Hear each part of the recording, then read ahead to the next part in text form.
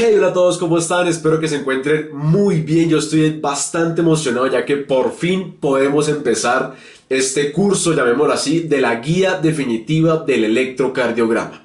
Así como mencioné en el video introductorio, será una guía aproximadamente unos 10 capítulos, en el cual abarcaremos temas básicos del EKG, como lo que es qué es el electrocardiograma, cómo interpretar un bloqueo de rama, hasta temas mucho más complejos como lo son las taquiarritmias, las canalopatías, algunas cardiopatías como la pericarditis y cómo estas patologías repercuten en el electrocardiograma. Así que sin más, le doy la bienvenida al primer capítulo de la guía definitiva del electrocardiograma. ¿Qué es el EKG y cómo interpretar un electrocardiograma normal? Los tópicos de este video tenemos que será un breve repaso acerca de la historia del electrocardiograma para poder entender y comprender el inicio de este hermoso paraclínico, qué es el EKG, cómo funciona y cómo mediante un aparato que es el electrocardiógrafo podemos registrar cientos de patologías. Y por último, en este capítulo miremos bien cómo interpretar un electrocardiograma normal, cada una de sus ondas, cómo saber si está bien tomado o no, cuál es la frecuencia cardíaca y por último unos tips para poder leerlo adecuadamente. A medida que vayamos pasando los capítulos, cada ítem que pueden ver aquí se irá desbloqueando. Así que por ahora empecemos por el capítulo 1. Antes de empezar, me gusta mucho comparar el electro con esta breve analogía.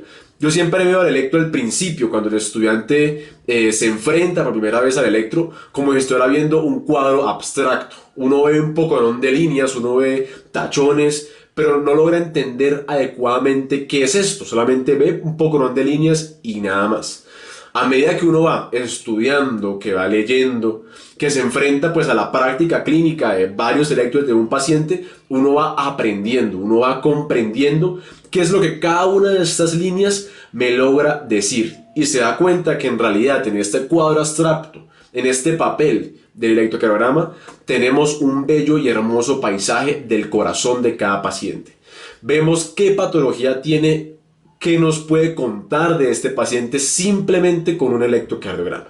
Y a medida que uno va estudiando se da cuenta que en realidad lo que uno sabe no es nada, ya que pues hay muchísimas cosas. El tema del electro es un tema bastante amplio, pero bastante bonito. Y por eso es que les quise traer a ustedes esta especie de curso gratuito en YouTube para que cada uno pueda aprender de una forma correcta y empezar a empaparse de este hermoso mundo del electrocardiograma. Así que ahora sí, repasemos muy brevemente acerca de la historia del electro. El electro tenemos que, hombre, hay que echar para atrás muchísimos años. Aproximadamente en 1780 tenemos al doctor Galvani, quien fue la primera persona en darse cuenta que al estimular eléctricamente los músculos de las ancas de una rana, este músculo reaccionaba al impulso eléctrico. Él preguntó, venga, ¿y esto por qué pasa? Y a medida de aquí fue que se empezó todo el tema de electrofisiología, a partir del doctor Galvani.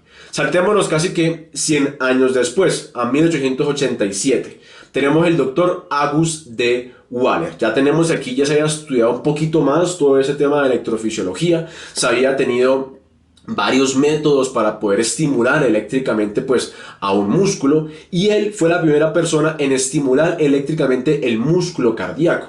Y ya tenemos aquí un breve inicio de lo que posterior conocemos como el electrocardiograma. Tenemos algunas derivaciones, pues muy rudimentarias, como podemos ver acá el caso de lo que posiblemente sea ABL y lo que posiblemente sea ABF. De hecho, este doctor pues se suele criticar un poco porque experimentaba con su perro, el perro Jimmy. Y aquí podemos ver cómo mediante esta prueba que él realizaba lograba trazar eléctricamente el impulso cardíaco.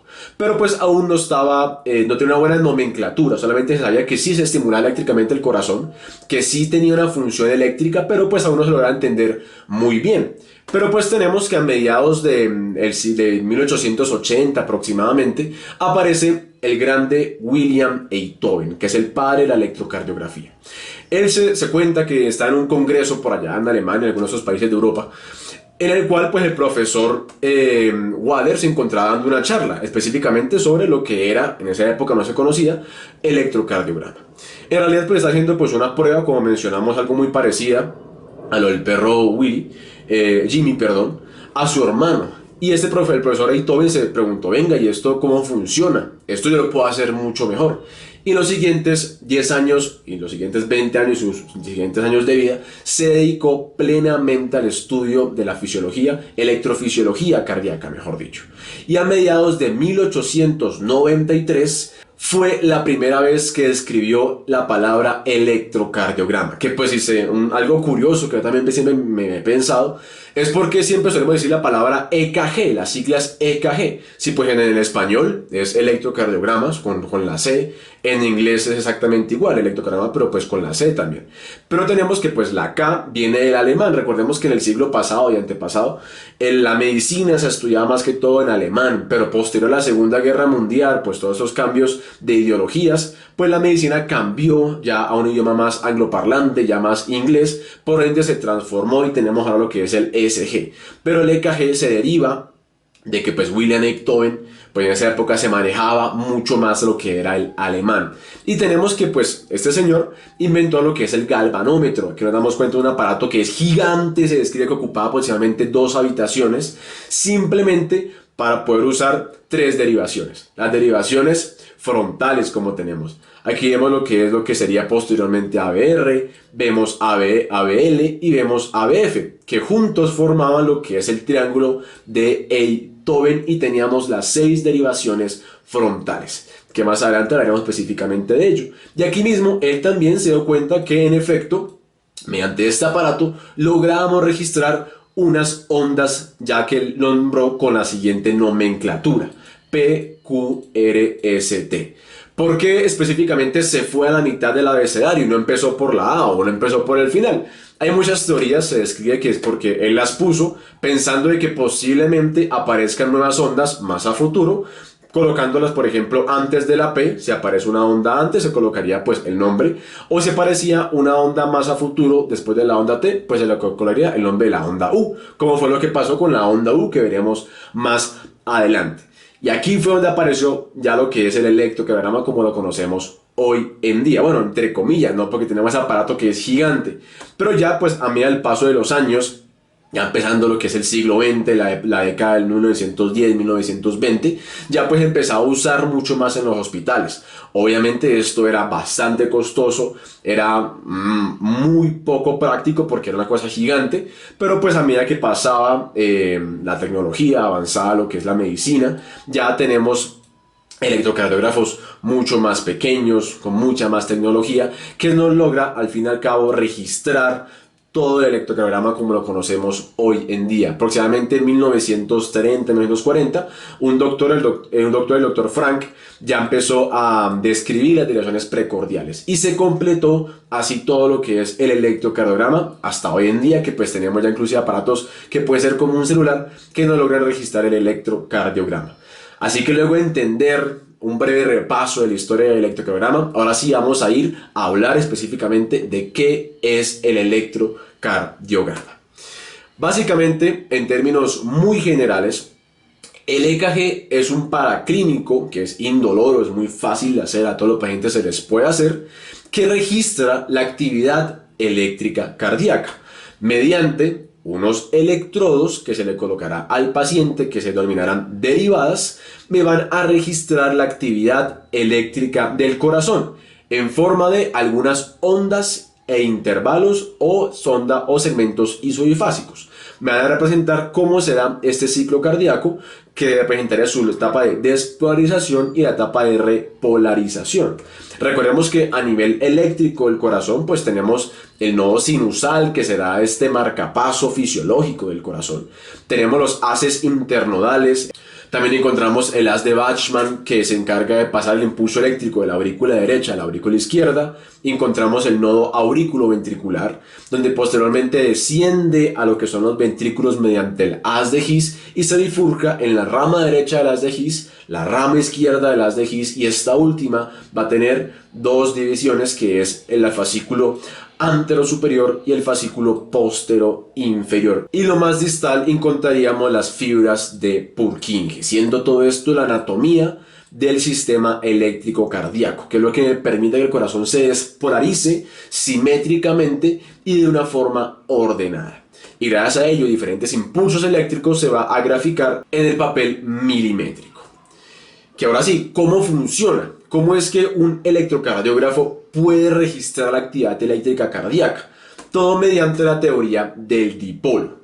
¿Qué es la teoría del dipolo? A grandes rasgos, básicamente es la diferencia de cargas entre dos polos opuestos, una carga positiva, una carga negativa, y cómo se va a transmitir el impulso eléctrico, en este caso de una célula cardíaca, mediante su estado de despolarización, cómo se irá transmitiendo el impulso eléctrico hasta que se repolariza. Esa es la teoría del dipolo, que entendiendo esto, entendemos por qué hay ondas positivas y hay ondas negativas en el electrocardiograma. Así que miremos específicamente para poder entenderlo mejor.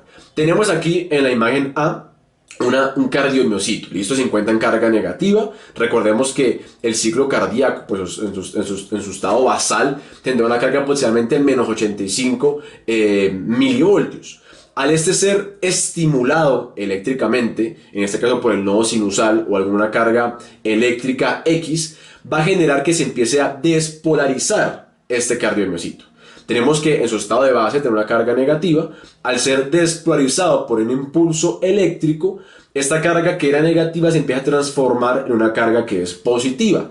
Tendrá esta forma, tendrá un recorrido, digámoslo así, en esta dirección, ya que recordemos que las células cardíacas se despolarizan una seguida de otra, para así poder que eso sea simétricamente. Por ende, si el impulso eléctrico empezó en este extremo, llamémoslo así, se va a empezar a despolarizar de esta forma, siguiendo ese trazado, hasta que ya todo el cardiomiocito tenga una carga positiva. Luego de ello empezará su estado de repolarización, o sea, empezará a volverse nuevamente negativo hasta que otra vez la célula cardíaca vuelva a estar totalmente negativa, en menos 85 aproximadamente. Ahora bien, si encontramos que aquí tenemos en este extremo tenemos un electrodo y aquí en el otro extremo tenemos otro electrodo, y decimos que el impulso eléctrico cardíaco en este ejemplo se va a dirigir hacia esa dirección, pues la onda que va a ser graficada por este electrodo que tenemos de acá, al impulso eléctrico alejarse de este electrodo, va a ser una onda que es negativa. Y en cambio, la onda que va a ser graficada por este electrodo que tenemos en el extremo, en el cual el impulso eléctrico se va a acercar, se va a ir hacia mí, se va a graficar como una onda positiva. ¿Listo? Recordemos. El electrodo hacia el cual el impulso eléctrico se acerque, se me acerca el impulso eléctrico, yo me pongo feliz, será una onda positiva. Si el impulso eléctrico se me aleja, yo me puedo poner triste, será una onda que es negativa, como vemos en esta imagen de acá. Y encontramos un electrodo en este punto, un electrodo en este punto de acá. El proceso de despolarización cardíaca, en este caso, será en esta dirección. Por ende, el impulso eléctrico se va a alejar de este electrodo y su onda va a ser graficada de forma negativa. A medida que vamos avanzando en el cardiomiocito, el impulso eléctrico se va a ir acercando hacia el otro extremo. Por ende, el electrodo que yo voy a estar mirando, que me va a llegar a mí en este ejemplo, va a graficarme una onda que es positiva. Esto es muy importante entenderlo. Hacia donde se acerque el impulso eléctrico será positiva la onda, y hacia donde se aleje el impulso eléctrico la onda será negativa. Aquí vemos también un ejemplo bastante sencillo. Vemos aquí una derivada, por ejemplo, aquí tenemos un electrodo, tenemos otro electrodo. Vemos que la onda de despolarización va a ir en esta dirección, o sea, se va a acercar hacia este punto. Por ende será una onda positiva. El caso contrario, aquí tenemos el mismo electrodo, pero pues del lado contrario, y vemos que en este caso el impulso eléctrico va a ir al revés, se va a ir hacia este lado. Por ende, se va a estar alejando de este electrodo que tenemos aquí, y por lo cual va a ser una onda negativa. En cambio, cuando tenemos que la onda ni se acerca a un lado ni se acerca a otro, sino que se queda a la mitad, digámoslo así, se va a graficar como una onda isobifásica, que se define, ahorita veremos pues obviamente un poquito mejor, isobifásica cuando la diferencia entre la onda positiva con la onda negativa me va a dar cercano al cero. Esto es muy importante comprenderlo para así poder empezar a hablar de qué son las ondas del electrocardiograma y cómo interpretarlas. Listo, ya hablamos de la teoría del dipolo, ya comprendimos cómo funciona eléctricamente el electrocardiógrafo, cómo me registra la actividad eléctrica cardíaca mediante los electrodos, pero ahora tenemos que dar algo bastante importante, que es el papel de inscripción, que básicamente aquí será donde leeremos el electrocardiograma, así que hay que entenderlo bastante bien. Recordemos que el papel de inscripción será un papel milimétrico, en el cual encontraremos unos cuadros, que son cuadros grandes, llamémoslo así, y en cada cuadro grande encontramos unos cuadros pequeñitos. ¿Listo? Importante. Ahora, tenemos que el papel de inscripción podemos leerlo de forma horizontal, en términos de tiempo, en este caso de milisegundos a nivel horizontal, y a nivel vertical en términos de amplitud o de carga, en este caso puede ser o de milímetros o de milivoltios, ¿listo? A nivel horizontal hablemos de tiempo, a nivel vertical hablemos de amplitud, milímetros, o de carga, milivoltios, ¿listo? Retomemos, tenemos cuadros grandes y cuadros pequeños. En cada cuadro grande tenemos que van a haber 5 cuadros pequeñitos, esto es muy importante. Cada cuadro pequeñito tendrá un valor específico. Como decíamos, a nivel horizontal estamos hablando de tiempo. Por lo cual, un cuadro pequeñito, ¿listo? A nivel horizontal me equivale a 0.04 segundos. Entonces, un cuadro pequeñito a nivel horizontal me equivale a 0.04 segundos. Y a nivel vertical, o sea, a nivel de amplitud, equivale a 1 milímetro. Por lo que podríamos decir que si en un cuadro grande hay 5 cuadros chiquiticos, pues si multiplicamos 0.04 segundos, creo que equivale a un cuadro pequeñito por 5, esto me da igual a 0.02 segundos o lo que sería 200 milisegundos en términos de tiempo a nivel horizontal.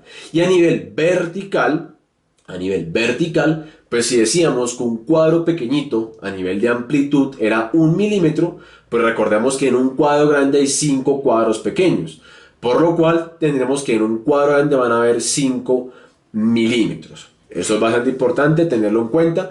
También obviamente con base a eso, si decimos que en un cuadro grande solamente hay 0.2 segundos, pues vamos a empezar a hacer cálculos para poder mirar cuánto hay en un minuto, que serán bastantes cuadros, o como por ejemplo en 3 segundos, que eso equivaldría a 15 cuadros grandes, o por ejemplo a 6 segundos, que equivalen a 30 cuadros grandes. Ahora bien, tenemos que también hay que hablar algo muy específico, que es que para poder leer esto, como lo estoy mencionando, hay que calibrar el electro adecuadamente.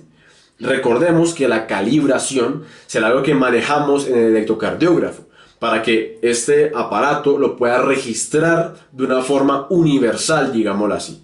¿Y cómo tiene que ser la calibración estándar? Debe ser 25 milímetros por segundo a 10 milímetros por milivoltios. ¿Esto qué quiere decir? Que en 25 cuadritos chiquiticos, sí, pequeños, a nivel horizontal va a equivaler a 1 segundo, y en 10 cuadritos pequeños a nivel vertical, o sea, en 10 milímetros, equivaldrá a 1 milivoltio. Y esta es la calibración que tenemos que tener estándar en cada electro para poder leerlo adecuadamente. Aquí hay pues diferentes tipos de calibraciones. Esta tenemos que es la estándar de 25 milímetros por segundo por 10 milímetros por milivoltio. Aquí tenemos otras calibraciones que si nos damos cuenta, hacer más pequeña la calibración, pues las zonas van a graficarse mucho más pequeñas, como estamos frente a una bajo voltaje que nos hará pensar en diferentes patologías que veremos en capítulos más adelante. O si inclusive calibramos de una forma mucho más amplia, nos puede dar ondas bastante grandes y pues falsearnos, por ejemplo, algún tipo de proceso de sobrecarga o hipertrofia. Entonces recordemos muy claramente cómo interpretar cada cuadrito y cada cuadro grande. Recordemos, un cuadro pequeñito a nivel horizontal es 0.04 segundos y a nivel vertical es 1 milímetro. Y cada cuadro grande va a tener 5 cuadros pequeñitos. Ya a medida de esto, cada uno puede empezar a calcular para que sea mucho más rápido que empecemos a leer el electro. Ahora, la forma en la cual el electrocardiógrafo me grafica la actividad eléctrica cardíaca es gracias a las derivaciones del electrocardiograma, que básicamente esto me permite ver el corazón como si fuera una cámara en diferentes planos. Vamos a ver las diferentes caras del corazón.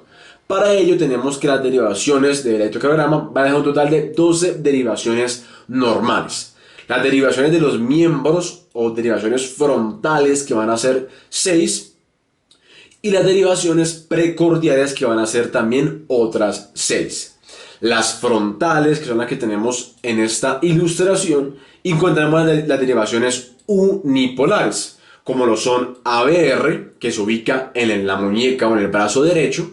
Tenemos ABL, que la ubicamos en el brazo izquierdo. Tenemos ABF, que la ubicamos en la pierna o en el pie izquierdo, y un polo neutro. Y tenemos que estas 3 derivaciones unipolares, al unirse, van a formar el famoso triángulo de Beethoven. Que ese triángulo de Beethoven va a graficar las derivaciones bipolares, que lo son D1, que tenemos aquí entre ABR y ABL. Tenemos D2 entre ABR y ABF. Y tenemos D3 entre ABL y ABF. Pero claro, tenemos que solamente con las derivaciones frontales veremos el corazón de frente, como si fuera en un plano de 2 dimensiones. Pero recordemos que pues, el corazón es un órgano de 3 dimensiones. Por ahí tenemos que verlo también con otra cara para poder mirar las diferentes formas, diferentes caras del corazón. Para eso existen las derivaciones precordiales, que lo son B1, B2, B3, B4, B5 y B6. Recordemos que B1 la ubicamos en el cuarto espacio intercostal con línea parasternal derecha. B2 la ubicaremos en el cuarto espacio intercostal con línea parasternal izquierda. Luego nos saltaremos a B4. B4 lo ubicaremos en el quinto espacio intercostal con línea axilar media izquierda. Entre B2 y B4 ubicaremos B3. Luego ubicaremos B5 en el quinto espacio intercostal con línea axilar anterior izquierda. Y por último ubicaremos B6 en el quinto espacio intercostal con línea axilar media del lado izquierda. Y con eso ya veremos el corazón en 3 dimensiones, con diferentes caras, que ahorita hablaremos cuáles son cada una de ellas. Como mencionamos, las derivaciones frontales tenemos ABR, ABL y ABF, que las 3 generan lo que es el triángulo de Beethoven. Y estas mismas grafican lo que es D1, D2 y D3. Como mencioné, veríamos el corazón como estamos viendo en esta ilustración, simplemente en 2 dimensiones. Lo vemos de frente, pero son frontales. Al sumarlas con las precordiales, que ya mencionamos cuáles son, desde B1 hasta B6, logramos ver el corazón en esta forma aquí. Lo vemos en un eje hexadecimal, en 3 dimensiones, una cara anterior, una porción más posterior, más lateral, inferior. Vamos a ver el corazón en sus diferentes caras, como podemos ver acá. Aún nos quedan faltando algunas, pero para eso tenemos derivaciones especiales, que ahorita veremos cuáles son. Aquí vemos, pues, gracias a estas derivaciones, a esas 12 derivaciones, nos grafica ya lo que es el electrocardiograma como lo conocemos. Las derivaciones frontales, como lo son D1, D2, D3, ABR, ABL, ABF, y las precordiales, como lo son B1, B2, B3, B4, B5 y B6. ¿Listo? Esto gracias a la combinación de estas 12 derivaciones. Luego de saber cuáles son las derivaciones electrocardiográficas, ya podemos entender cuáles son las caras del corazón. Bastante importante conocerlas para saber dónde puede ser exactamente algún tipo de patología, como por ejemplo el caso de los infartos, exactamente qué cara está afectada, y con eso relacionarlo con la anatomía coronaria y poder saber más o menos qué coronaria es la que está afectada y qué cara del corazón está afectada en este infarto. Esto lo haremos específicamente en el capítulo de síndromes coronarios agudos, en el electrocardiograma. Entonces, para saber, para tenerlo bastante claro, tenemos esta imagen de acá. Importante, la cara inferior. ¿Qué derivaciones me da la cara inferior? Está dado por tres derivaciones: D2, D3 y ABF. Aquí vemos la ilustración. Vemos que D2, D3 y ABF mira el corazón desde abajo. Lo mira como si fuera aquí, desde abajo. Por ende, como hablamos anteriormente, el impulso eléctrico cardíaco se va a originar en la aurícula derecha, ¿no? Con lo que mencionamos del el circuito eléctrico del corazón. Y este impulso eléctrico se origina en la aurícula derecha. Recordemos que esta desciende al septo interventricular y luego a todo lo que son los ventrículos. Por lo cual, si tenemos que estas derivaciones me estarán mirando el corazón desde abajo, tenemos que el impulso eléctrico va a ir hacia allá, va a ir hacia abajo. Por lo cual, lo normal es que en la cara inferior las ondas sean positivas, porque el impulso eléctrico se va a estar acercando a estas derivaciones. Tenemos la cara inferior D2, D3 y ABF, muy importante. La cara septal encontramos B1 y B2. Mira lo que es el septo interventricular. B1 y B2, cara septal. Cara anterior, me lo miran más como aquí hacia abajo, como si fuera al frente del corazón, la cara anterior. Tenemos B3 y B4. Como en esta imagen de acá, B3 y B4, la cara anterior del corazón, llegando casi a lo que es el ápex del ventrículo izquierdo.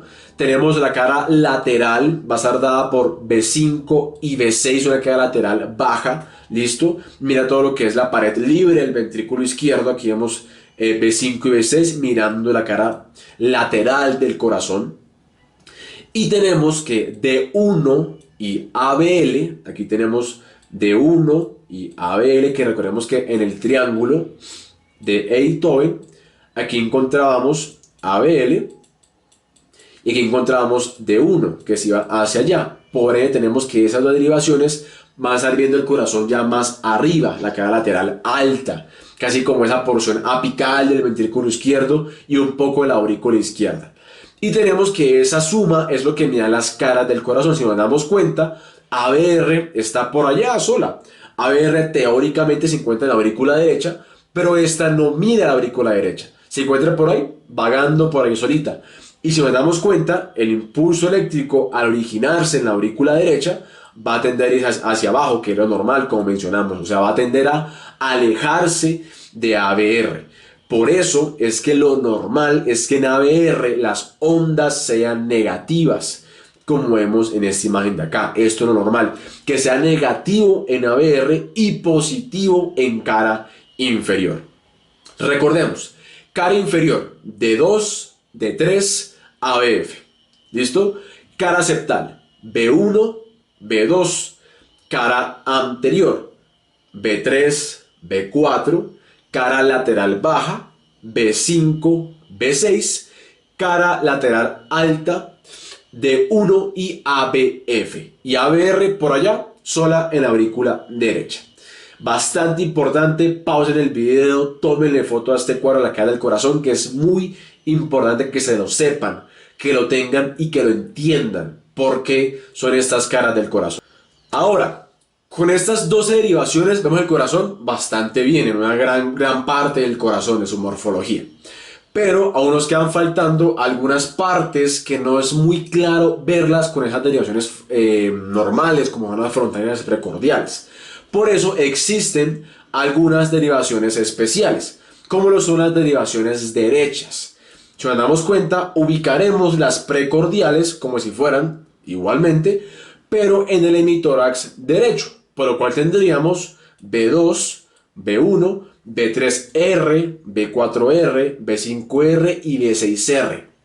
Y esto me permite ver mucho mejor cómo está el ventrículo derecho, ya que en las derivaciones normales que teníamos, que ya hablamos, lo más cercano que teníamos del ventrículo derecho eran las derivaciones de la cara inferior, o sea, D2, D3 y ABF. En el caso, por ejemplo, de que tengamos una elevación, o sea, en el caso de un síndrome coronariano agudo con elevación del ST en cara inferior, no sabemos si este infarto específicamente es de la porción más inferior del ventrículo izquierdo o del ventrículo derecho. Por eso, en estos casos de acá que tengamos un supra-ST en D2, D3 y ABF, tenemos que hacer unas derivaciones derechas para asegurarnos de que esto no sea un infarto derecho. Ya que un infarto derecho, recordemos que la dominancia cardíaca, aproximadamente en el 80-85% de la población, es de la coronaria derecha. Así que al haber un infarto derecho, muy posiblemente a ese paciente se le caiga la precarga. Así que al darle, por ejemplo, nitroglicerina se le va a caer muchísimo más. Hay que tener bastante cuidado. Así que siempre hay que descartarlo ¿con qué? Con derivaciones derechas. Aquí vemos que en este caso encontramos un supra en cara inferior. Se le pidió derivaciones derechas, tenemos B3R, B4R, B5R, B6R e encontramos también un supra-ST en estas derivaciones, que me confirma que en efecto el infarto es más del ventrículo derecho y el manejo es algo diferente. En el caso contrario, tenemos las derivaciones posteriores, son bastante importantes también. Tenemos que, como tal, en las derivaciones normales que teníamos hasta D1 y ABL, no veíamos nunca la cara más posterior del corazón. Veíamos de lado, listo, pero la parte más posterior nunca la veíamos. Por eso, en el caso que tengamos un infra-ST en B1 y en B2 o hasta B3, lo que sea la cara septal, tenemos que este infra-ST podría ser una imagen en espejo, o sea que esté camuflando un infarto posterior. Por eso, siempre que tengamos esta alteración de un infra-ST en la cara septal, tomemos mejor unas derivaciones posteriores, que son B7, B8 y B9. En este caso, confirmamos el infarto posterior debido a la imagen en espejo. Vemos que hay un supra-ST en B7, un supra-ST en B8 y un supra-ST en B9. Y esto me confirma el infarto posterior. Recordemos esto para tenerlo en cuenta. El capítulo de infarto lo veremos más adelante. Por ahora no se afanen. Es para entender por qué en algunos casos tenemos que usar derivaciones especiales. Tenemos otra, que es así que menos se usa, que es las derivaciones de Lewis, que es para mirar la morfología de la onda P. Por ejemplo, un paciente que tenga una FA, respuesta ventricular muy rápida, que la onda P, la onda F no discrimine muy bien, sería pertinente hacer unas derivaciones de Lewis para mirar cómo está exactamente esta onda F o esta onda P. Tenemos que cómo ubicamos los electrodos. ABR, que antes iba en la mano derecha, lo ubicaremos en el manubrio external. ABL, que antes iba en la mano izquierda, lo ubicamos en el quinto paso intercostal con línea parasternal y derecha. Y ABF, que iba en la pierna izquierda, lo ubicaremos en el reborde costal derecho. Con esto solamente tenemos que vamos a ver mucho mejor la onda P, o en este caso la morfología de la despolarización auricular, como vemos acá. Vemos que pues al no usar derivaciones precordiales, pues no se grafican en el electro, y solamente vemos mucho mejor, de forma mucho más amplia, cómo está en este caso la morfología de estas ondas, que en este caso podrían ser relacionadas con una FA o inclusive un flúter. ¿Listo? Ya hablamos, ahora sí, qué es el EKG, hablamos cómo es que funciona un electrocardiograma, cómo es el papel de inscripción, hablamos de las derivaciones cardíacas. Así que para empezar a leer un electro siempre tenemos que hacernos la pregunta. Nos dan el papel de inscripción. Preguntarnos, ¿está bien tomado este electro? Para así poder saber si vale la pena o no leerlo. Ya que si está mal tomado no podemos leerlo. Podemos estar frente a un sesgo ya que está mal tomado el electrocardiograma. Así que para asegurarnos de que el electro esté bien tomado siempre hay que hacernos estas preguntas. Primero, es lógico, pero es muy importante, es mi paciente. Suele pasar a que te pasan un paraclínico, ya sea una radiografía, un hemograma, unos gases, un electro en este caso, y uno lo lee, pero puede ser que pase que sea el de otro paciente y demos diagnósticos equívocos por esto mismo. Así que siempre asegurarnos que sea el electro de nuestros pacientes. Luego, hacemos la siguiente pregunta. ¿Está bien calibrado? Como ya explicamos, que sea 25 milímetros por segundo por 10 milivoltios. Bastante importante siempre la calibración. Recordemos que si el papel no me lo inscribe así, podemos ver que encontremos este cuadrito que es lo que nos indica que esté bien calibrado. Listo, en mi paciente está bien calibrado. La siguiente pregunta que tenemos que hacernos es ¿cómo está D1 y cómo está ABR? Recordemos lo que les comenté. Tenemos las aurículas, tenemos los ventrículos. ¿Listo? Aquí tenemos el nodo sinusal, aquí tenemos ABR, para tenerlo bastante claro.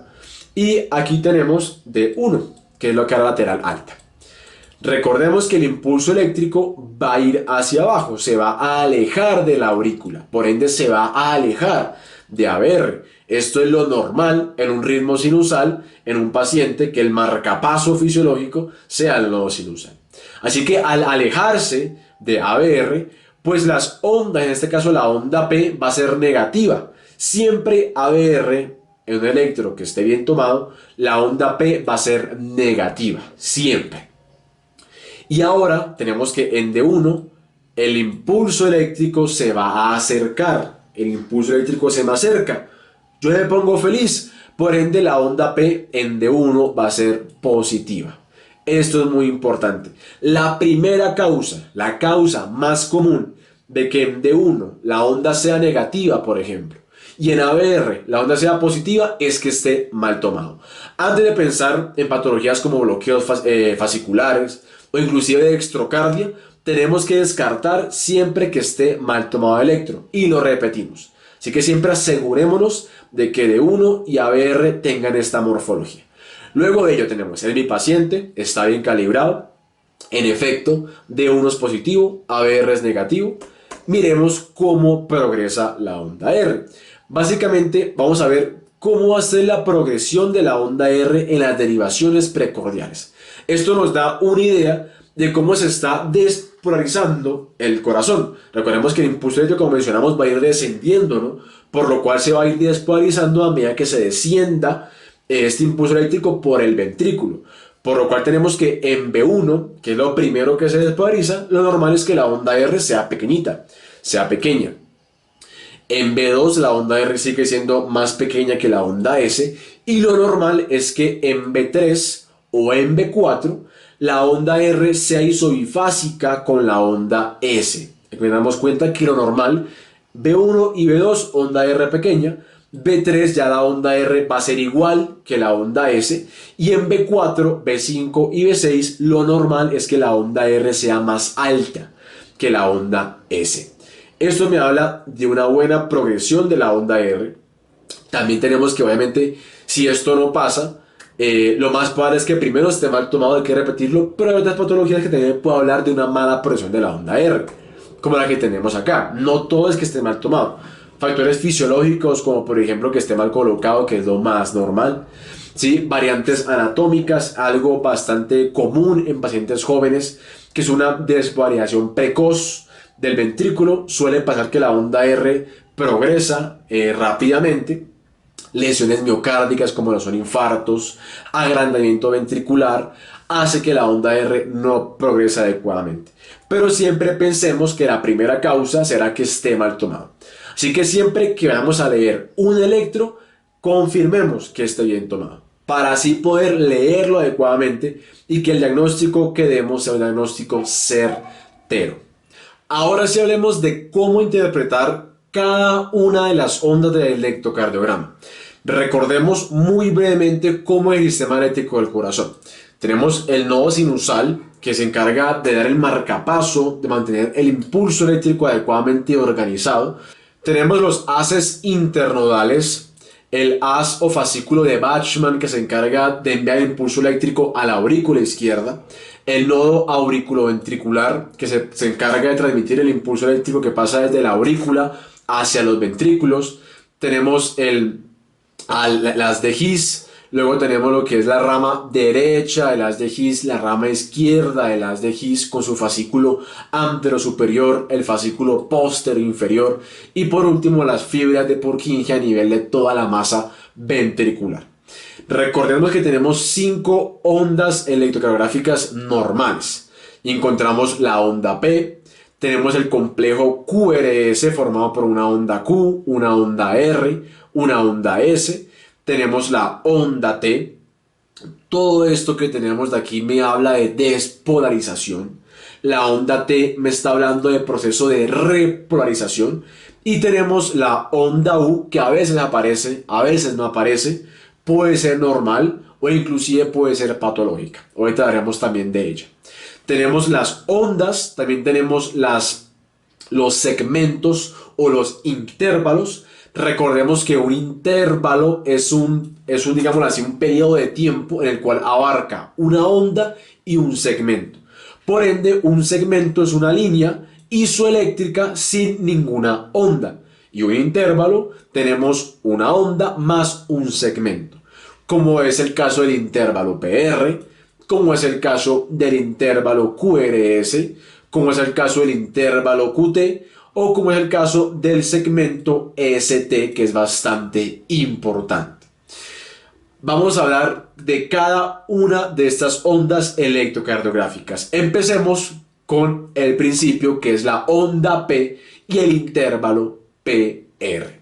Esta gráfica acá me gusta mucho, ya que me ilustra cada una de las ondas con colorcitos y cómo esta se grafica y según qué me está graficando en el electrocardiograma. Por ejemplo, el nodo sinusal. El nodo sinusal va a iniciar el impulso eléctrico y va a empezar despolarizando las aurículas, tanto la aurícula derecha como la aurícula izquierda. Y eso es lo que me grafica la onda P. Así que la onda P me está hablando de la despolarización auricular, tanto derecha como a la izquierda. Siempre que veamos una onda P, pensemos en aurículas. La onda P normal, en términos de tiempo, va a medir 120 milisegundos aproximadamente, o lo que serían 2,5 cuadritos. Y de términos de a nivel vertical o de amplitud va a medir 2,5 milímetros o lo que serían también 2,5 cuadritos. En resumen, una onda P va a medir 2 por 2 en lo normal. 2 cuadritos a nivel horizontal y 2 cuadritos a nivel vertical. Esto es lo que una onda P tiene que medir normalmente. La onda P va a tener 2 mitades. Una primera mitad me va a estar hablando, o la porción más ascendente, me va a hablar de la despolarización de la aurícula derecha.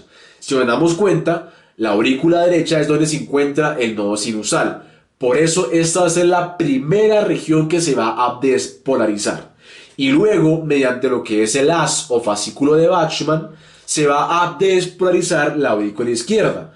Por ende, la porción descendente o la otra mitad me va a hablar de la aurícula izquierda. Es muy importante. Onda P, aurícula. Porción ascendente, aurícula derecha. Porción descendente, aurícula izquierda. Como ya lo hemos mencionado, la onda P debe ser positiva en cara inferior o también en D1. Aquí pues explica nuevamente el por qué. Recordemos las derivaciones con este eje hexadecimal. La cara inferior D2, D2, D3 y ABF. Y veamos que como el impulso eléctrico, en este caso de la onda P, se va a acercar a estas derivaciones. Más que todo a D2.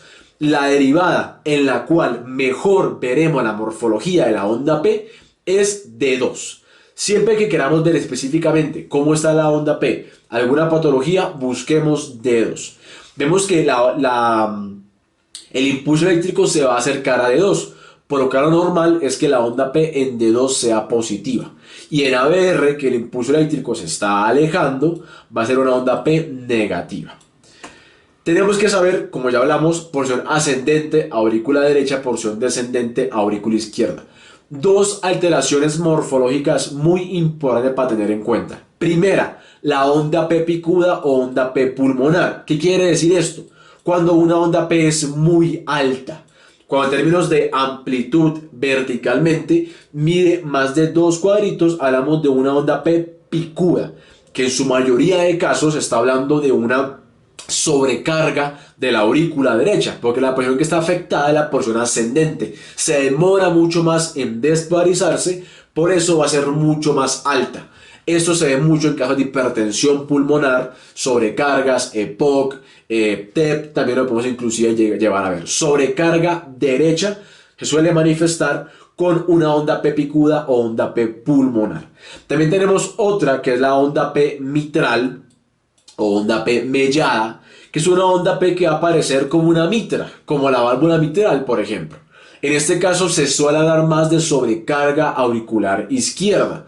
Puede ser secundario a una estenosis mitral, se incrementa, hay hipertrofia, hay dilatación de la aurícula izquierda, por lo cual lo que se demora más en despolarizarse es la aurícula izquierda, la porción descendente.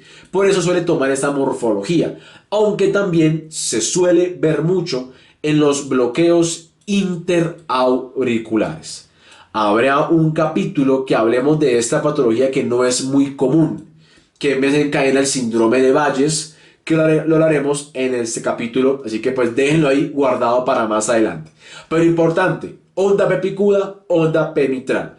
Siempre que empecemos en onda P, pensemos en aurículas. ¿Cómo está la despolarización de las aurículas? Porción ascendente, aurícula derecha, porción descendente, aurícula izquierda. El intervalo PR, como ya hemos mencionado, va a ir desde el inicio de la onda P hasta el inicio de la onda R. Y me está hablando de este periodo de tiempo, desde que se despolarizan las aurículas hasta que el impulso eléctrico llega al nodo auriculoventricular. Su retraso fisiológico es el segmento PR, por lo cual lo normal es que tenga una duración establecida. El intervalo PR, lo normal es que mida de 3 a 5 cuadritos. De 3 a 5 cuadritos. O lo que se traduce como de 0.12 a 0.20 segundos. Esto es lo normal. Tenemos que el intervalo PR puede ser más corto, menor de 3 cuadritos, o lo que sería menor de 0.12 segundos. Muy común en los síndromes de preexcitación, como el caso del Wolff-Parkinson-White, o tenemos un intervalo PR ya mucho más largo, mayor de 5 cuadritos, o sea, mayor de 0.20 segundos, que hablamos ya de procesos de bloqueos auriculoventriculares, que también hablaremos en un capítulo específicamente de los bloqueos auriculoventriculares. Lo siguiente que sigue, ya las aurículas están despolarizadas, el impulso eléctrico se encuentra del nodo auriculoventricular y empieza a descender por el haz de His hacia los ventrículos. Por ende, lo siguiente que se va a despolarizar son los ventrículos. Así que las siguientes ondas que se grafican son las ondas del complejo QRS. El complejo QRS me va a hablar de la despolarización ventricular.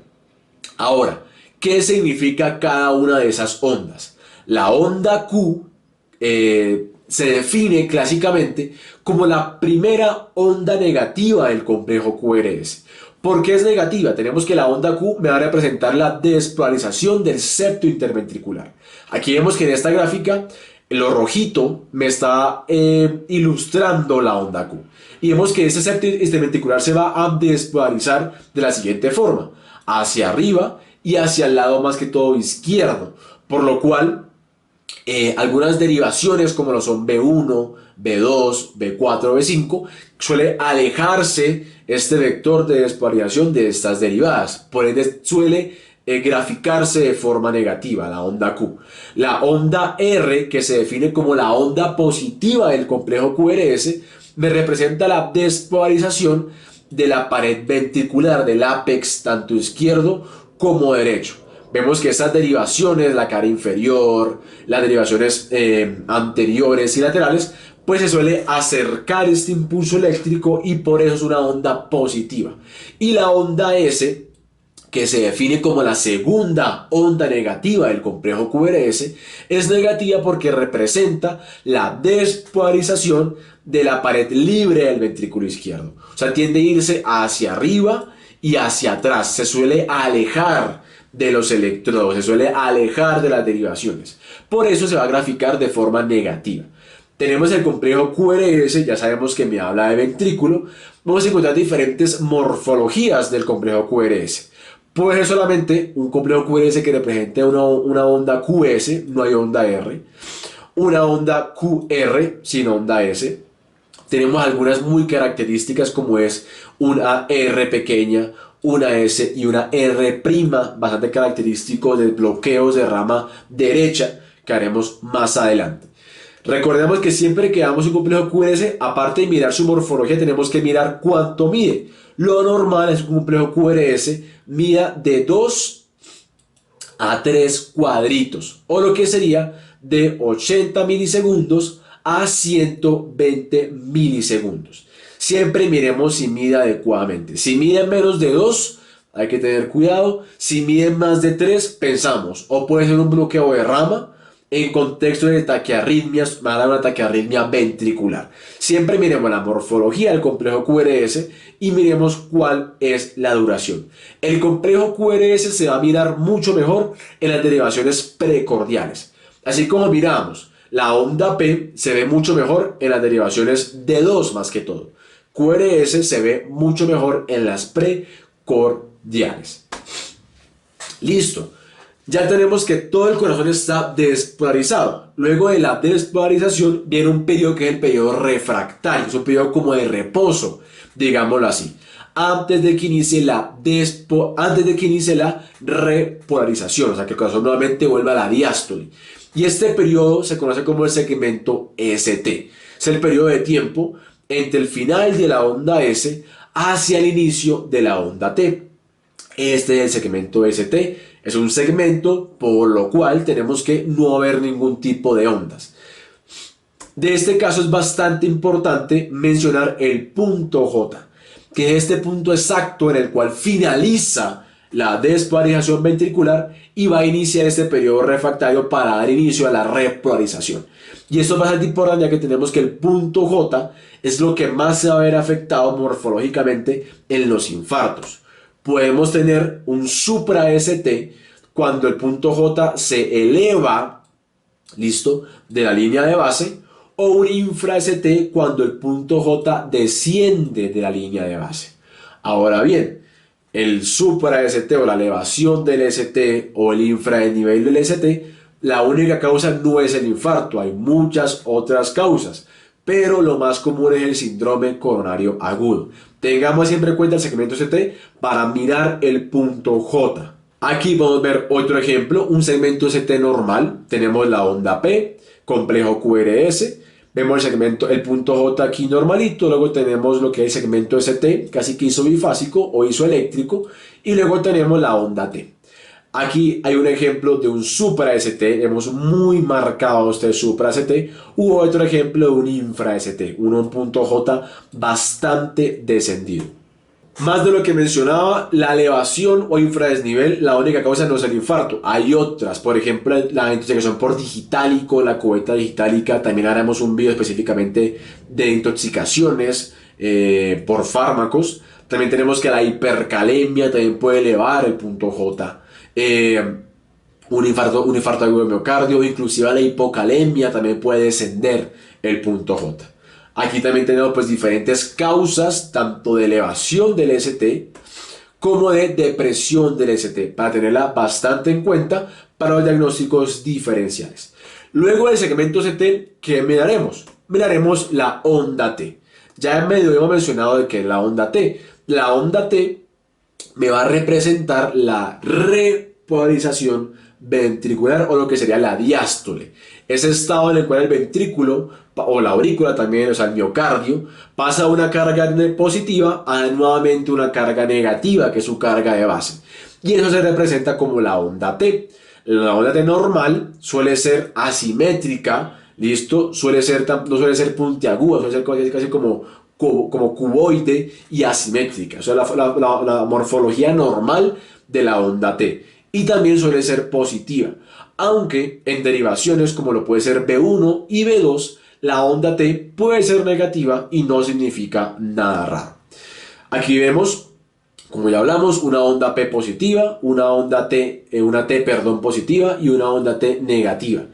Podemos encontrar una onda T que sea plana, una onda T invertida, que cuando es bastante invertida nos hará pensar en infarto de agudos del miocardio, una onda T bastante picuda, por ejemplo en hipercalemia, una onda T bifásica, tanto positiva como negativa. Igual, aquí también tenemos otros ejemplos de una onda T picuda de hipercalemia. Si nos damos cuenta, la onda T picuda patológica es simétrica, a diferencia de la onda T normal, la cual la onda T normal suele ser asimétrica, como vemos aquí. Una onda T que sea patológica será bastante simétrica y en este caso pues será bastante alta. Mayor del 25% del QRS se define como una onda T picuda. Aquí vemos un ejemplo ya real en un electrocardiograma. Igual otras causas para que pasen el video y la revisen. Diagnósticos diferenciales de una inversión de la onda T y una onda T picuda, que la única causa no es ni hipercalemia y tampoco es infarto. Hay más causas que me pueden generar ondas T picudas, perdón. Pasemos a otro punto importante, que es el intervalo QT. Ya hablamos de que es un intervalo. Un intervalo me abarca un segmento y las ondas, por lo cual el intervalo QT me abarca todo el periodo de tiempo, desde la onda Q hasta el final de la onda T. O sea, me está hablando de tanto la despolarización ventricular como de la repolarización ventricular. Bueno, me faltó mencionar de que la repolarización auricular está pasando en el QRS. Pero claro, como es mucho más voltaje la despolarización ventricular, esto me va a opacar la repolarización auricular. Así que tenemos que esa que se nos tiene en cuenta porque el QRS la va a opacar. Retomemos. El intervalo QT me habla tanto el inicio de la onda Q al final de la onda T. Esta es muy importante ya que me está hablando de este periodo. Cómo está cursando, digamos así, en términos de tiempo la sístole y la diástole. Lo normal es que el intervalo QT tenga una duración que sea establecida, pero esta duración se puede ver sesgada según la frecuencia cardíaca, ya que a medida que incrementa la frecuencia cardíaca, el tiempo de la diástole se va a ver recortado. El corazón prefiere brindarle más tiempo a la sístole en la taquicardia que a la diástole. Por ende, esta duración del intervalo QT en taquicardias, en frecuencias cardíacas elevadas, va a ser mucho más cortas, o en bradicardias, en frecuencias cardíacas mucho más bajas, suele ser más larga el intervalo QT.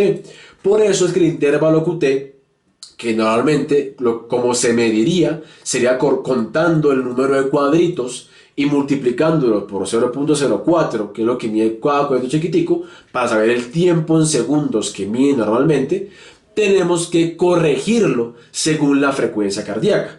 Para que no me pase esto que está pasando aquí, que con la taquicardia o la bradicardia se altere el valor normal del intervalo QT.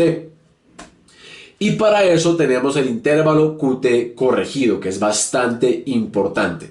Hay muchas fórmulas, la fórmula de Bassett, creo yo que es la más conocida, que es básicamente coger el intervalo QT normal que nos da, ya hablamos cómo, contando cuadritos en términos de tiempo, dividido en la raíz cuadrada del RR, o sea, en la raíz cuadrada de la frecuencia cardíaca, que ahorita veremos cómo calcularla. Por este caso, el RR me hace referencia en los espacios entre una onda R y otra onda R, contamos el número de cuadritos que tenga, lo multiplicamos por 0.04 y esto me da el tiempo que hay entre cada onda R y cada onda R, para así poder saber cómo es el intervalo QT corrigiéndolo a la frecuencia cardíaca.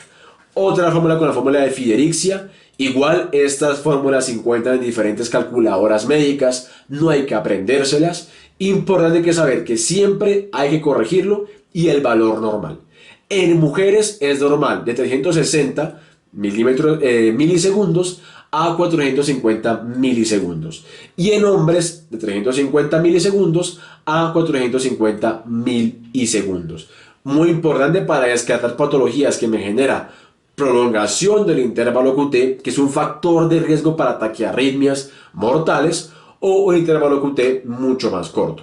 Aquí vemos algunos ejemplos bastante comunes de prolongación y acortamiento del intervalo QT. Lo más común, ¿qué me alarga el QT? La hipocalcemia, o sea, bajos niveles de calcio alargan el QT. Bajos niveles de potasio, la hipocalemia, alargan el QT. La hipomagnesemia, alargan el QT. Lo contrario, lo que me acorta el QT, el incremento de calcio hace que se desparece mucho más rápido. La hipercalcemia alarga el QT y la hipercalemia alarga el QT. Recordemos, hipocalcemia alarga el QT, hipercalcemia acorta el QT. Hay muchas más causas de prolongación del intervalo QT. Hay causas adquiridas, que hablaremos en el capítulo de canalopatías. Hay algunos medicamentos que aumentan el intervalo QT, que es un factor de riesgo importante para taquiarritmias mortales, como es el caso de la torsión de puntas, que hablaremos en un capítulo de taquiarritmias ventriculares. Por último, tenemos lo que les mencioné, la onda U, esa onda que es por ahí aislada, que hay veces aparece, hay veces que no aparece. Se escribe que la onda U, casi que habla de la despolarización, la repolarización de las fibras de Purkinje. Puede aparecer, puede no aparecer y es normal. A veces en patologías como por ejemplo la hipercalemia, sí suele aparecer la onda U y puede ser un predictor del paciente que tenga elevación de los niveles séricos de potasio. Otro punto muy importante es establecer cuál es el ritmo cardíaco, específicamente el ritmo sinusal, que es el ritmo normal, digámoslo así. El ritmo sinusal identifica el marcapaso que controla las aurículas, en este caso es el nodo sinusal, por ende su nombre, ritmo sinusal. Recordemos que el nodo sinusal se encuentra en la entrada, digámoslo así, de la vena cava superior, y allí donde se va a empezar el impulso eléctrico cardíaco y va a mandar a diferentes impulsos eléctricos, para la redundancia, tanto a la aurícula derecha, a la aurícula izquierda y todo lo que es el sistema de las de His y por ende la despolarización ventricular.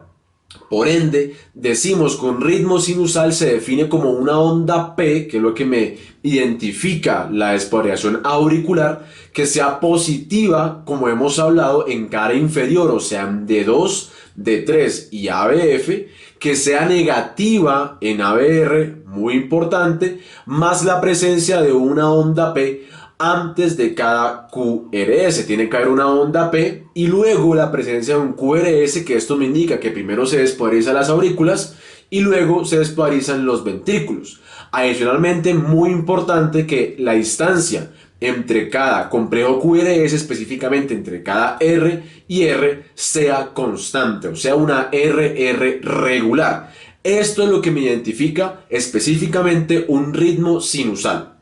También hay que tener en cuenta que en algunos lados podemos encontrar que un criterio para el ritmo sinusal es la frecuencia cardíaca, específicamente entre 60 y 100 latidos por minuto, que es la frecuencia cardíaca normal. En algunos lados se considera criterio para definir ritmo sinusal, pero tenemos que, si la definición es identificar el marcapaso que controla las aurículas, en por ejemplo una taquicardia sinusal mayor de 100 latidos por minuto, que puede ser normal en pacientes que están haciendo ejercicio, que han tomado café, o inclusive la bradicardia sinusal menor a 60 latidos por minuto. Por ejemplo, en mi caso, yo soy un paciente que tiene bradicardia sinusal. Esto no me implica que el tener frecuencia cardíaca por debajo de 60 no se considere un ritmo sinusal. Por ende, tenemos que en el libro por el cual yo me basé para esta información, no consideran la frecuencia cardíaca como un criterio para el ritmo sinusal. Más que todo es la positividad de la onda P en cara inferior, la negatividad en ABR, que esté precedida, que luego que la onda P siempre haya un QRS y el RR siempre sea regular. Esto es lo más importante. Esto me lleva a un ritmo sinusal con conducción auriculoventricular 1 a 1, o sea, entre cada latido, entre cada contracción auricular hay una contracción ventricular y un intervalo PR normal. También es muy importante. Siempre tengámoslo en cuenta, un intervalo PR entre 3 a 5 cuadritos, o sea, que tiene que ser entre 0.12 a 0.20 segundos. Ya sabemos que es un ritmo sinusal. Ahora, muy importante también en este apartado es hablar de cómo calcular la frecuencia cardíaca. Hay muchos métodos para calcularlo, hablemos de dos específicamente, dependiendo de si el RR es regular o es irregular. En este caso, un RR regular, ya lo hablamos, se define cuando el espacio entre una onda R y otra onda R es exactamente igual. Como en el ejemplo que tenemos aquí, el espacio entre una R y otra R son de 4 cuadros grandes. Por eso veamos que pueden haber dos métodos para calcular la frecuencia cardíaca. Uno es el método del 300 y el otro es el método del 1500. El método del 300, ¿en qué consiste? Vamos a contar el número de cuadros grandes que haya entre RR. En el ejemplo de este paciente encontramos que hay 4 cuadros grandes, por lo cual usaremos el método del 300, que consiste 300, lo vamos a dividir en el número de cuadros grandes. En este caso sería dividido en 4.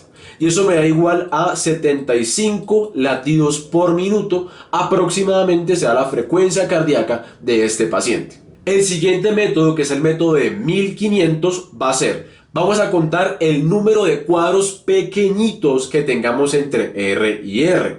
En este ejemplo, tenemos que si hay 4 cuadros grandes, recordemos que cada cuadro grande tiene 5 cuadros pequeños, por lo cual tendríamos un total de 20 cuadros pequeños entre R y R. El método de 1500, ¿qué vamos a hacer? Cogemos 1500 y lo dividimos en el número de cuadros pequeños. En este ejemplo serían 20. Y eso me da igual también a 75 latidos por minuto por el método de 1500. Hay también una forma mucho más rápida de calcularla, que puede ser más visual, pero a veces no es tan exacta, que consiste en, si entre R y R solamente hay un cuadro grande, estamos frente a 300 latidos por minuto. Si entre R y R hay 2 cuadros grandes, estamos frente a 50 latidos por minuto. Si entre R y R hay 3 cuadros grandes, estamos frente a 100 latidos por minuto. Si entre R y R hay 4 cuadros grandes, estamos frente a 75 latidos por minuto. Si hay 5, estamos frente a 60 y así sucesivamente. Es un método que uno puede hacer rápidamente con el papel, contar cuadros, saber que un cuadro me representa esto, lo podemos hacer sin ningún tipo de problema. Pero hay que saber que el método más exacto es o el de 300 o el de 1500, cuando el RR es regular. Porque tenemos que tener en cuenta que cuando el RR es irregular, o sea, la distancia entre una onda R y entre otra onda R va a cambiar, el método que usaremos será diferente. En este caso vemos un ejemplo de un electro, tenemos dedos y veamos que la distancia, por ejemplo, entre esta onda R y esta onda R son aproximadamente unos 3,5 cuadros grandes. En cambio, entre esta onda R y esta solamente van a haber 3, o inclusive aquí solamente tenemos 2,5. Tenemos que no es constante la RR en estos pacientes. Por lo cual, aquí el método de 300 o el método de 1500 no va a ser exacto. Van a haber dos métodos diferentes. Primero, es el método de los 3 segundos, o también tenemos otro que es el método de los 6 segundos. Recordemos por ahí al principio del video que les mencioné que 3 segundos en el electrocardiograma equivale a 15 cuadros grandes y que 6 segundos en el electrocardiograma, en el papel de inscripción, equivalen a 30 cuadros grandes. ¿Qué consiste el método de los 3 segundos? Contaremos en el papel de inscripción 15 cuadros grandes. En este ejemplo de acá, hasta aquí tenemos 15 cuadros grandes. Y miremos cuántos complejos QRS hay en 15 cuadros grandes. Aquí tenemos que encontramos 1, 2, 3, 4 y 5 complejos QRS en 15 cuadros grandes. ¿Qué haremos después de esto? ¿Cuánto le falta a 3 segundos para llegar a 60 segundos, que eso me equivale a 1 minuto? Me faltan 20 segundos, nos va a multiplicar 3 por 20, me da 60. Así que si tenemos que en 3 segundos o en 15 cuadros grandes tenemos 5 QRS, para que lleguemos a 60 segundos tenemos que multiplicarlo por 20. 5 por 20, este resultado nos dará 100 latidos por minuto aproximadamente en el método de los 3 segundos. ¿Listo? Ahora, en el método de los 6 segundos, si decíamos que 6 segundos en el papel del electrocardiograma me equivalen a 30 cuadros grandes, pues será muy similar. Contamos 30 cuadros grandes en el papel en milimétrico, que en este caso nos daba hasta aquí, y vemos cuántos complejos QRS encontramos en 30 cuadros grandes, o sea, en 6 segundos. En este caso encontrábamos 9 complejos QRS. E igual, ¿cuánto le falta a 6 segundos para que lleguemos a 60 segundos? Multiplicarlo por 10, ¿listo? Así que en este caso encontramos 9 complejos QRS en 6 segundos o en 30 cuadros grandes y lo multiplicamos por 10 para que esto me dé 1 minuto, 60 segundos. En este caso me da 90 latidos por minuto. Si nos damos cuenta, en el método cuando es una RR irregular, el resultado no va a ser tan exacto, será aproximadamente. Entre más segundos contemos, o sea, entre más cuadros grandes contemos, será más exacta la frecuencia cardíaca. Así que siempre intentemos hacer el de 6 segundos, es un poco más demorado, pero pues es mucho más exacto. En este paciente, por el método de los 6 segundos, equivale a 90 latidos por minuto aproximadamente. Ahora bien, ya sabemos cómo calcular la frecuencia cardíaca, que es muy importante, es un paso fundamental en la lectura del electrocardiograma. Otro paso muy fundamental que nunca se nos debe olvidar hacer es el eje eléctrico. ¿Qué es esta cosa del eje eléctrico o el eje cardíaco? El corazón, como sabemos, que lo hemos mencionado en todo este capítulo, es un sistema de conducción que inicia en el nodo sinusal, luego va al nodo auriculoventricular, luego mediante las de His se va a ir a la rama derecha y la rama izquierda. Que tenemos que, si lo colocamos en este eje hexadecimal que se forma por las derivaciones cardíacas, como lo que tenemos acá, el eje del corazón siempre va a tener esta distribución, si nos damos cuenta. Va a estar siempre distribuido en esta forma de acá, que en lo, digámoslo así, lo normal, lo que se describe en la literatura, es que el eje eléctrico normal está entre menos 30 grados hasta más 110 o inclusive más 120, a veces se llega a describir. Este es el eje eléctrico normal debido a cómo se distribuye el sistema eléctrico del corazón. Y tenemos que el eje eléctrico puede verse alterado, puede irse hacia la izquierda, creo que se conoce como un eje desviado a la izquierda, que este se define entre menos 30 hasta menos 90 grados, o puede desviarse hacia la derecha, que se escribe entre más 110 o más 120 hasta más o menos 180, o un eje extremadamente desviado a la derecha, o lo que también se conoce como zona de nadie, que está en este cuadrante de acá, entre menos 90 a más o menos 180. ¿El por qué ocurre esto? Ahorita veremos específicamente causas de ejes desviados a la izquierda o ejes desviados a la derecha, pero por ahora hay que entender el concepto de eje eléctrico. Luego de ya comprender y saber qué es un eje eléctrico normal, ahora sí miremos algunas formas, específicamente hablaré de 2 métodos para calcular el eje eléctrico o el eje cardíaco. Son las que me parecen más sencillas y más prácticas para poder realizarlas en la práctica clínica. Primero tenemos el método de la derivada isobifásica. Recordemos el concepto de una derivada isobifásica. Es aquella derivada que la diferencia entre su polo positivo y su polo negativo me va a dar igual o cercano a 0. ¿Listo? Ahora, tenemos que también entender el concepto de la derivada perpendicular. Por lo que si nos retrocedemos a este eje hexadecimal, encontraremos que el cruce de estas derivadas, específicamente en algunas de ellas, va a generar que se forme un ángulo perpendicular, un ángulo de 90 grados. Y para ello, para saber cuáles son las derivadas perpendiculares, existe una famosa mnemotecnia que es la señora Flor y sus 3 maridos. ¿Listo?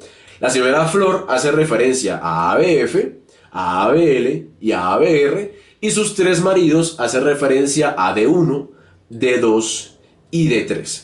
Por ende, tenemos que saber que la perpendicular de ABF, de Flor, será D1.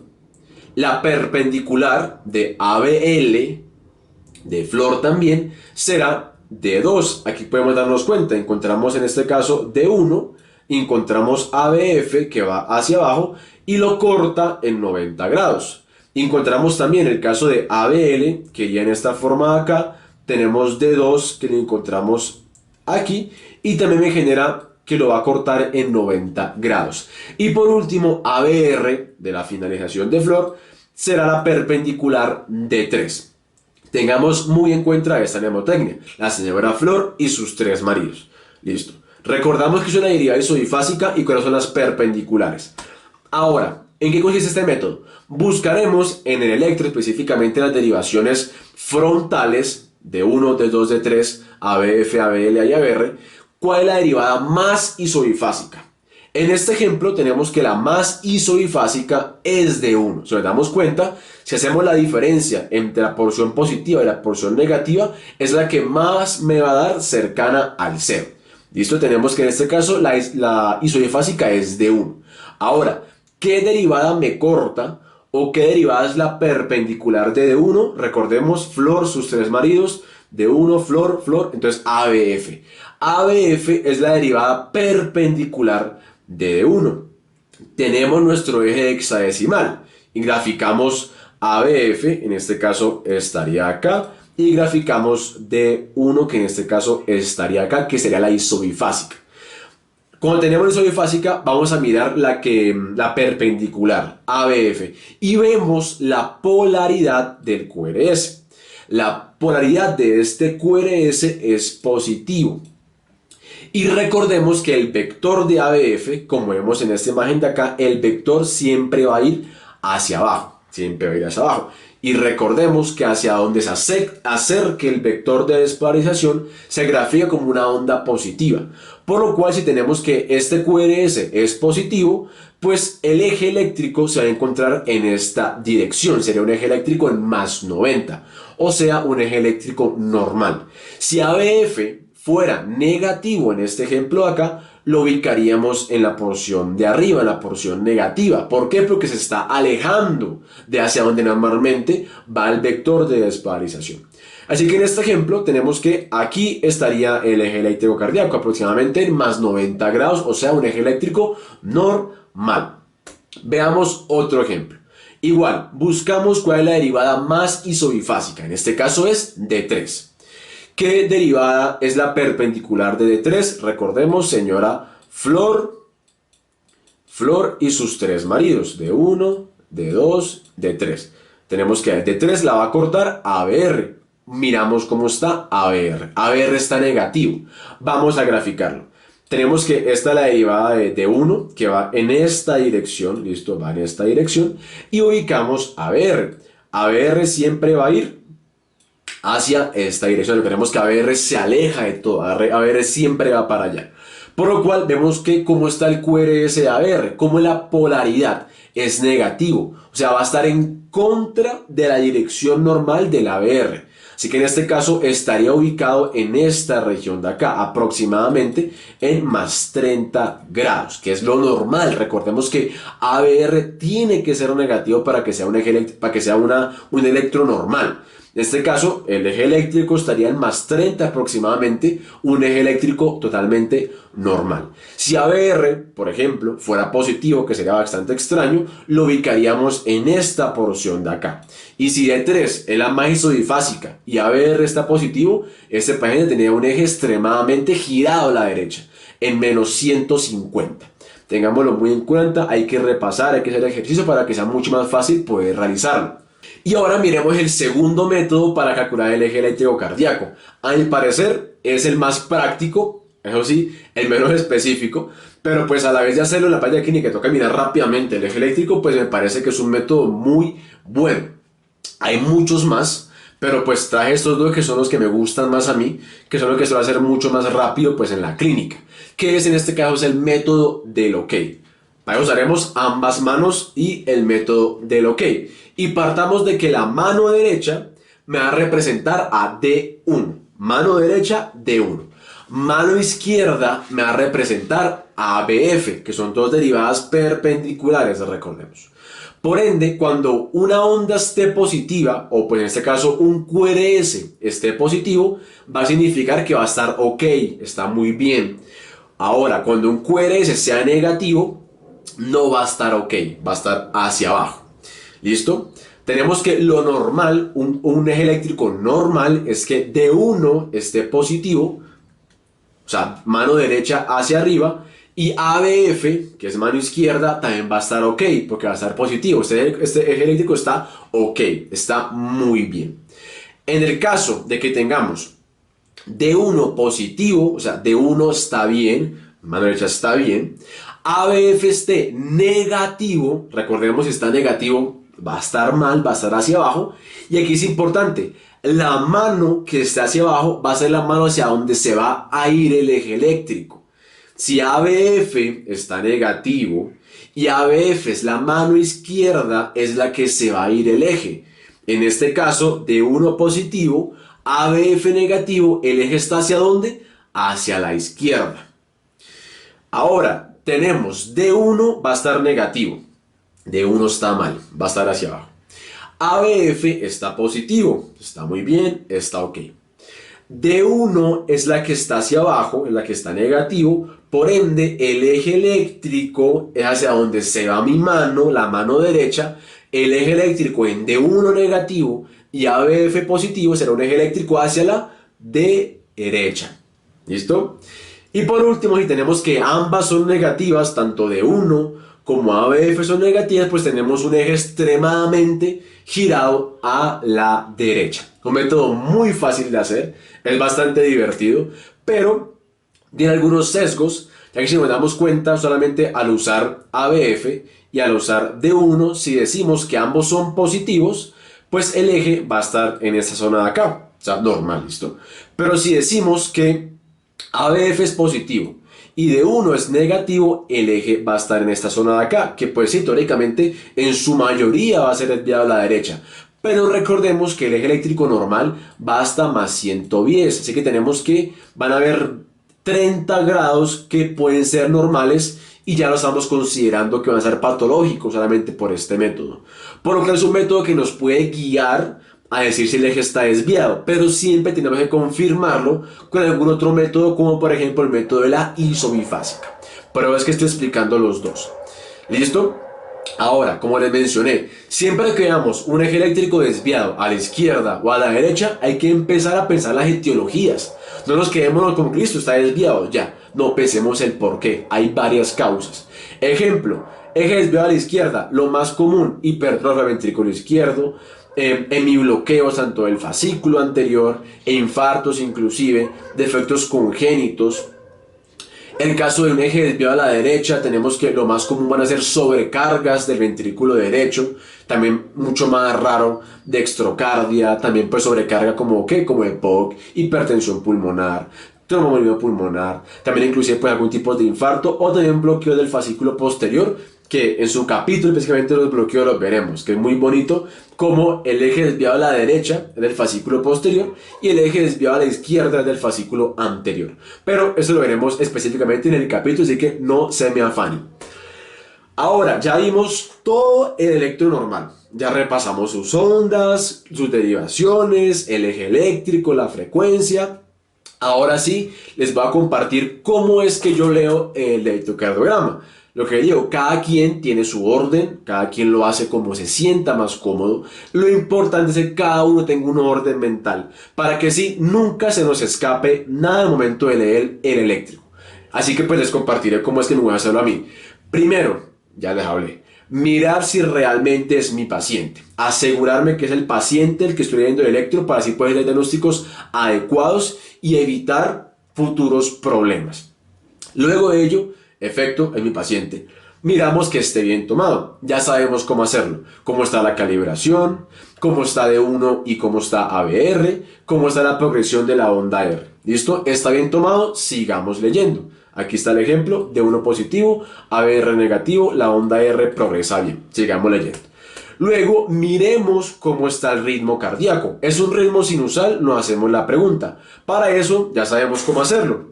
Vámonos a la cara inferior, AD2, D3 y ABF y busquemos la onda P. Onda P positiva en D2, D3 y ABF, sí, está bien. Luego de la onda P hay un QRS, sí, efectivamente siempre hay un QRS. La onda P es negativa en ABR, sí, es negativa en ABR. La distancia entre R y R es regular, sí, también es regular, así que pues en este caso es un ejemplo de un EKG con un ritmo sinusal. ¿Listo? Establecemos el ritmo cardíaco. ¿Qué hacemos después?